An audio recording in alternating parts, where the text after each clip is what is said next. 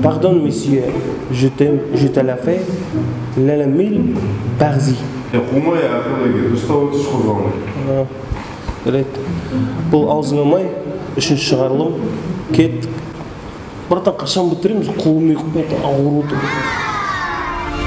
Сәлем түзу, арамой жол, қарапайым елміз тілектері көп. Жарық болсын әрдайым күн мен ай. Сәлем, құрметке сай көрермендер. Неге құрметке сай? Себебі қарайтындарың аузыңа май. Бұл маңғыстаулықтар туралы позитивті танымдық бағдарлама. Ал енді көп сөз бермей, тез-тез сөйлей бермей, біздің маңғыстаулық родноймен танысып өтейік. Бүгін бізде қонақта Таңатов Аймұрат, өз ісінің майталманы атанған өлкеміздің мақтан тұтатын жас суретшісі. Өнерде сурет саласын алға дамытып, ерекшелігімен танылған тұлға. Ең үздік жыл суретшісі номинациясының иегері және де жай ғана өзіміздің маңғыстаулық. Аймұрат аға, бірден сұрақ. Неліктен именно сурет саласы? Бұл қайдан келген құштарлық? Бұл енді бізде тұқымда бар нәрсе. Папам немере тумалас ағасы бар. Сол кісі Алматыдан еткен, суретші болып, оқуға түсіп, сол жақта қалып қойған енді жұмыс жасап. Сосын біздер енді, менде бала кезден бар құштарлық. Кәдімгі көзімді ашқаннан есімді білгелі сурет салам. Содан сол даже есімді білгелі сол суретші болам деп арманда жүретін бала кезінде. Менің білуімше, сіз сурет салудан тыс спортпен де айналысасыз. Спорттың қай түрімен айналысасыз или айналыстыңыз? Мен дзюдо күресімен айналысқанмын. Тренерде болып жұмыс жасадым, жаттықтырушы болып. Сосын дзюдо күресінен спорт шеберім. Бала кезімнен дзюдомен өнерді қатар алып жүрдім.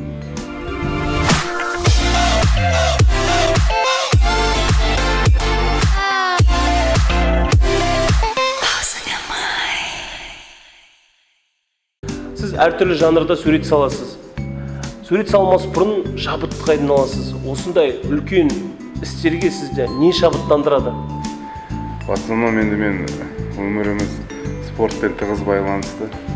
Теңіз жағасына барып, осынан теңіз жағасына барып жүгіріп, кішкене серуендеп келіп шабыт аламыз. Бірақ енді өзіміз енді спорт саласында жүргесін негізінде шабытты да барлығында спорт көмектеседі сол нәрселердің барлығына. Себебі біз позитивті болып жүресіз, көңіл күйің көтеріңкі болады спортпен айналысқан адамда әрқашанда. Айналамда достарым сондай.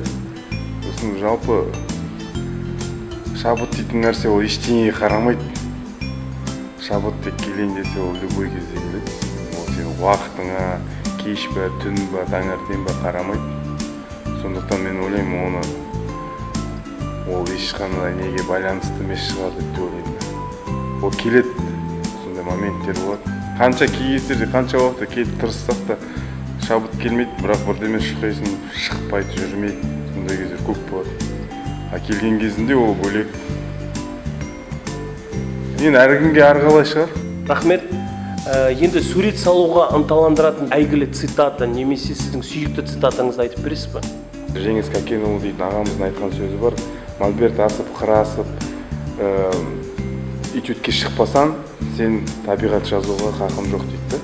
Ол не үшін айтылған ол цитата? Ол цитата мысалы көп суретшілер табиғатты фотодан қарап салады. Мысалы, фотодан қарап салғаннан кейін ол тірі болмайды ол картина. Ал егер сен табиғатқа барып, сол жерде, сол моментті, сол состояниені көрсетіп білсең қолысқа, какой-то ол бір жарты сағатта болуы мүмкін, ол бір 15 минутта болуы мүмкін, ол бір сағат болуы мүмкін.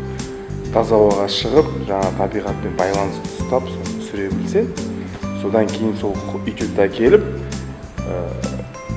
үлкен картинаға түсіресің. Заңдылығында да, негізінде, сонда ғана сенен дұрыс картина шығады. Дұрыс туынды, дұрыс табиғи, тірі картина шығады.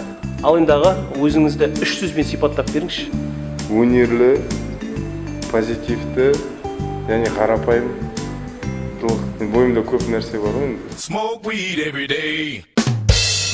Сосын балалық шағыңыздағы ең қызықты сәтті айтып беріңізші. Мен айтайын енді, садик кезінен бері суретші боламын деп армандайтын едім. Бала кезімізде садикте кішкентайымыз ғой, орыс садикте болдым мен. сонда барлығынан өскенде кем будешь деп сұрады, когда вырастете, кем будете, какая профессия у вас будет деп. Мен суретші дейтінді айта алмай отырмын да, орысшасын білмеймін да. Сонда мен анау менен тұрған бір үшінші бала менің алдымда тұр. Пожарник деп айтып қалды. Мен соны естіп алдым, менен сұрақ Аймұрат ты кем будешь деп. Пожарником деп айтқанмын. Сол әлі күнге шейін есімнен кетпейді. Пожарник художник болып кетті қой. Үлкен рахмет. Аймұрат ағамызбен сұхбатымыз аяқталғанымен біздің бағдарлама аяқталған жоқ. Бізде жай ғана үзіліс.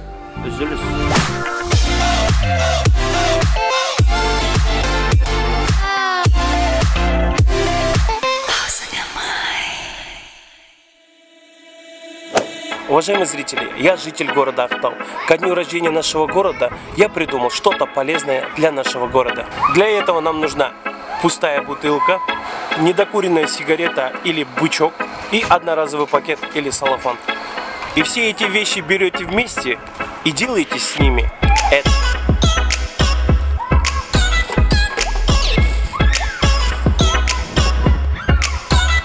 Все легко и просто, брат. Скоро день рождения города. Тазалықта қарсы алайық туған күнді. Аймұрат аға, үлкен рахмет. Осындай мен секілді інілеріңізді әрқашанда қолдап жүргеніңізге. Мен сізге өмірде де, өнерде де үлкен табысқа жететініңізге сенімдімін. Аузыңамай. Рахмет, оқашы.